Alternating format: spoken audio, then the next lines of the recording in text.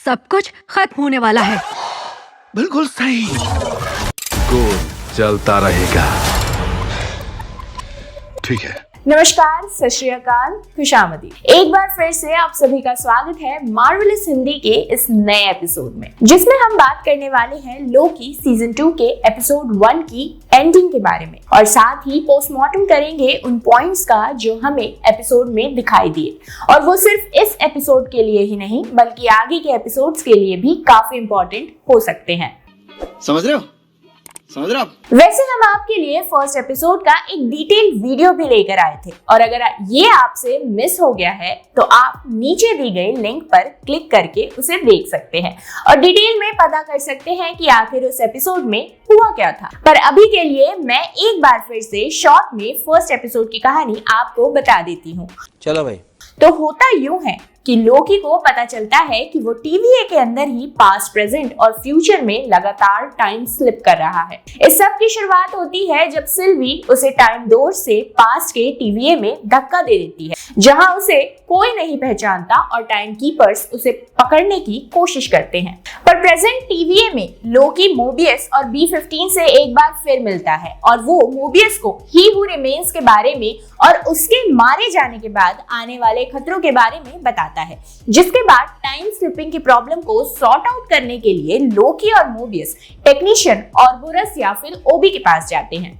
लोकी की time slipping की problem को रोकने के लिए ओबी मोबियस को टेम्पोरल ऑरा एक्सट्रैक्टर डिवाइस देकर टेम्पोरल लूम के पास जाकर वहां से लोकी को एक्सट्रैक्ट करके वापस प्रेजेंट में लाने को कहता है। लोकी फ्यूचर में प्रून होने से पहले वहां सिल्वी से मिलता है और फिर मोबियस उसे फ्यूचर से एक्सट्रैक्ट करके प्रेजेंट में ले आता है। तो ये थी एपिसोड 1 की समरी, और अब बात करते हैं कुछ ऐसे पॉइंट्स के बारे में जो आपके दिमाग में भी लगातार घंटी बजा रहे होंगे। अरे कहना क्या चाहते हो? तो शुरुआत करते हैं एपिसोड के नाम से, ऑरबोरस, यानी एक ऐसा सिंबल जिसमें एक सांप अपनी ही पूंछ को खाते हुए एक सर्कल या इंफिनिटी साइन बनाता है। इसे ग्रीक माइथोलॉजी में लाइफ, डेथ और रीबर्थ का सिंबल भी माना जाता है, यानी कि टाइम साइकिल को रिप्रेजेंट करता है। अब देखा जाए तो ये नाम ही इस एपिसोड के बारे में बहुत कुछ कह देता है। लोकी टाइम स्लिपिंग के कारण पास्ट, प्रेजेंट और फ्यूचर के एक ऐसे सर्कल में फंस गया है जहां से बाहर आने के लिए उसकी हेल्प भी ऑरबोरस ही करता है, जो टीवीए का एक अकेला कैरेक्टर है जिसकी मेमोरी को वाइप नहीं किया गया। और इसका प्रूफ हमें दो बातों से पता चल जाता है। पहला, उसे याद है कि वो मोबियस से 400 साल पहले मिला था, जबकि मोबियस को इस बारे में कुछ भी याद नहीं।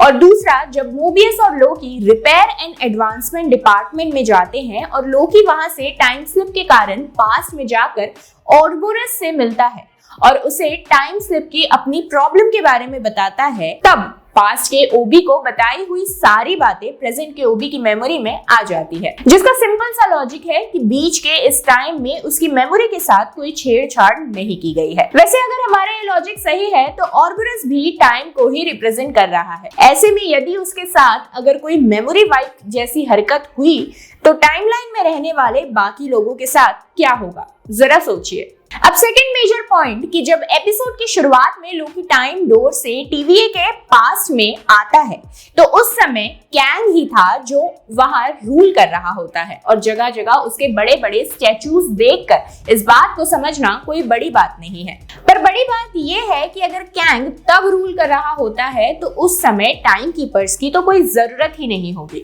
और अगर टाइम कीपर्स की कोई जरूरत ही नहीं है तो टीवीए क्या कर रहा है? तो क्या कैंग ने इस इंसिडेंट्स के बाद सभी के मेमोरी वाइप करी और अपने आप को टीवीए के लोगों से छुपा लिया?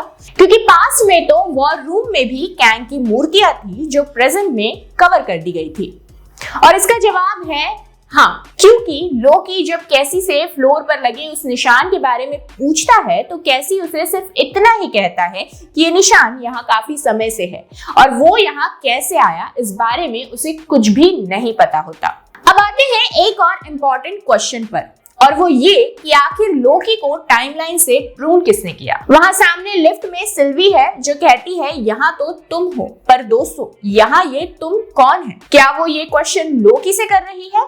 या किसी और से, शायद उस आदमी से जो लोकी को पीछे से प्रून कर देता है। अब इस पर काफी थ्योरीज आ रही है कि वो लोकी ही है, यानी फ्यूचर का लोकी जिसने खुद को यानी पास्ट के लोकी को प्रून किया।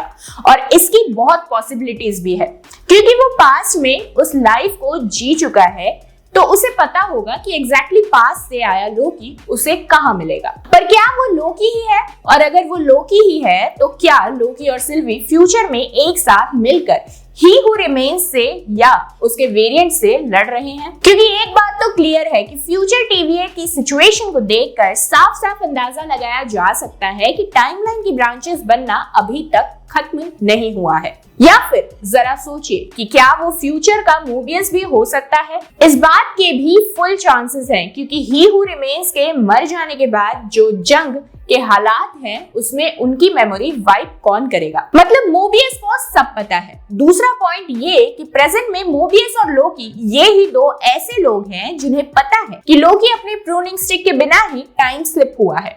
और साथ ही अगर लोकी वापस प्रेजेंट में नहीं पहुंचा तो मोबियस की जान को भी खतरा है। क्यों भीड़ू, अब लगा ना कुछ लॉजिकल? वैसे ऑर्बरस नाम को देखते हुए तो यही लगता है कि ये लोकी ही होना चाहिए जो खुद को ही प्रून करके एक टाइम सर्कल पूरा कर रहा है। ऑर्बरस याद है ना, एक सांप जो खुद की ही पूंछ को खा रहा है। खैर थोड़ा इंतजार करते हैं ये जानने के लिए कि आखिर इसके पीछे कौन है।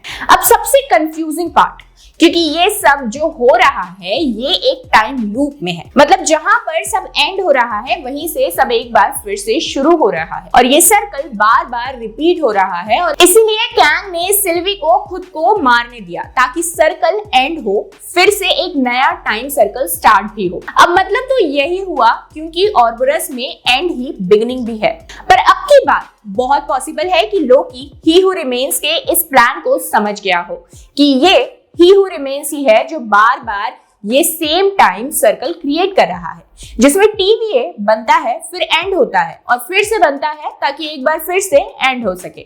और ये रियलाइज करने के बाद लोकी इस सर्कल को यानी ऑर्बरस को ब्रेक कर देता है और यही वो पॉइंट है जो एवेंजर्स सीक्रेट वॉर्स को लीड करता है। एक ऐसी वॉर जो टाइम और रियलिटी से बाहर होगी और मार्वल मल्टीवर्स में कैंग के रूल को खत्म करके फ्री विल की आजादी देगी। अब हालांकि इन सब में अभी टाइम है, इसलिए फिर से एपिसोड पर आते हैं और जैसा कि इसके एंड में लोकी प्रोन होकर फिर से प्रेजेंट में चला जाता है, पर क्या उसकी टाइम स्लिप की प्रॉब्लम अब पूरी तरह से सॉल्व हो गई है? अब ट्रेलर देखकर तो ऐसा नहीं लग सकता क्योंकि हम लोकी को कई और भी जगह टाइम ट्रेवल करते देखते हैं। तो आपको क्या लगता है हमें कमेंट बॉक्स में जरूर बताइएगा। और हाँ, ये मैं कैसे भूल सकती हूँ कि एक पोस्ट क्रेडिट सीन में सिल्वी टाइम डोर के थ्रू 1982 में ब्रॉक्सटन ओक्लाहोमा पहुंचती है। जी हाँ, ब्रॉक्सटन ओक्लाहोमा। बड़ी ये वही जगह है जहाँ कॉमिक्स में रैग्नारॉक इवेंट के बाद थॉर एसगार्ड को रीलोकेट करने का डिसाइड करता है। यानी ब्रॉक्सटन मार्वल के लिए केवल कोई जगह नहीं बल्कि एक इंपॉर्टेंट जगह है। और अब ही हू रिमेन्स को मारने के बाद जब सिल्वी यहाँ पहुंची है तो हो सकता है कि वो यहाँ अपनी नई लाइफ की शुरुआत की कोशिश करे, एक ऐसी लाइफ जो उसे अभी तक नहीं मिली। पर लोकी एक बार उसे फिर से यहाँ ढूंढ ले और यहाँ से कैंग के अगेंस्ट उनकी लड़ाई की आगे की शुरुआत हो एक साथ। और लिफ्ट में लोकी को मिली सिल्वी यहाँ से ही गई हो, Who knows? ऑर्बरस दोस्तों, ऑर्बरस। तो फिलहाल के लिए इतना ही। आपको ये वीडियो कैसा लगा हमें कमेंट सेक्शन में कमेंट करके जरूर बताइएगा और साथ ही ऐसी ही मजेदार इंफॉर्मेशन के लिए हमारे चैनल को सब्सक्राइब करना ना भूलें। मैं आपसे मिलती हूँ हमारे नेक्स्ट वीडियो में। तब तक के लिए खुश रहें, मस्त रहें और तंदुरुस्त रहें।